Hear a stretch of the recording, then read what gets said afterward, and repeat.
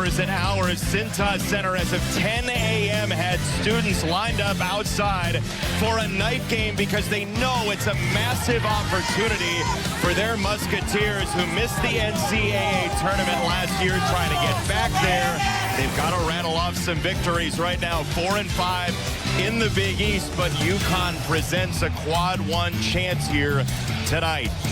It's one of the great environments in college basketball. Cintas Center, Jason Benetti, Robbie Hummel along with you. UConn, on the other hand, escaped Butler on Tuesday in part because of Alex Caravan. Well, and even though they're banged up, UConn has still found ways to win. Caravan himself dealing with the ankle injury, bounced back from the game against Creighton. The Butler game, he gives you 19, 7, 6, and 3 blocks. He's a big-time shooter. He fills up the stat sheet, and most importantly, Alex Caravan is a winning player every night he's on the floor. For Xavier, Zach Fremantle, who Dan Hurley says can hurt you in so many ways, back in the lineup after missing a couple of years. Oh, and Dan Hurley knows it the best. He's hurt UConn in a big way. His career high came his sophomore year against the UConn Huskies. Went for 30. Hasn't scored it as well the last 3 games. Just 12 points a game. But you look at his overall body of work, especially considering his lower body injury. Zach Fremantle playing some of the best basketball of his career. For Xavier, every moment matters, trying to build an NCAA tournament resume. As of today, no rehearsals. Xavier and UConn next.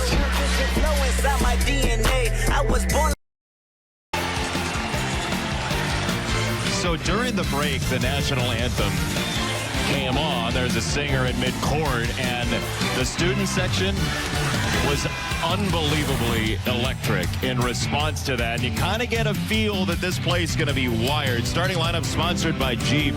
There's only one for UConn. The lineup they've had the last handful of games, still without Liam McNeely, who is progressing forward, did more in shoot-around today than we'd seen recently. And for Xavier, Ryan Conwell, a tremendous three-point shooter, about 40%. This is a very good three-point shooting team for Xavier, top 25 in the country. UConn has really struggled at three-point defense. We'll see how that plays today. But the whistle also could be highly important in this game with how much Xavier likes to get to the foul line. Xavier wants to get to the line, and Connecticut has fouled as much as anybody in college basketball, last in the league in fouls per game. But honestly, the biggest thing for me to start this is, can Xavier keep this atmosphere up? Because this place is a powder keg right now. You just got to give the fans something to cheer about. And then for Connecticut, we've heard Danny Hurley talk about this a lot this week. The toughness and being assignment sound in a game like this, they did not do a good job of guarding Xavier's guards in the first meeting. Davion McKnight went for 18. Marcus Foster, 15. Ryan Conwell, who you mentioned, 23. And Dante Maddox, 22.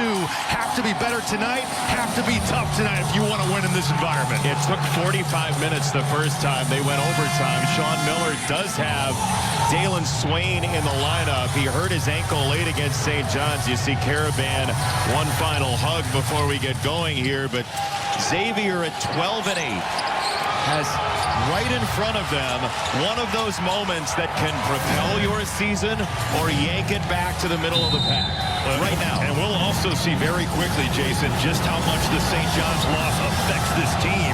You're up 16 with 17 to play. You don't close it out well, but an opportunity looms. You get the defending national champions on your home court.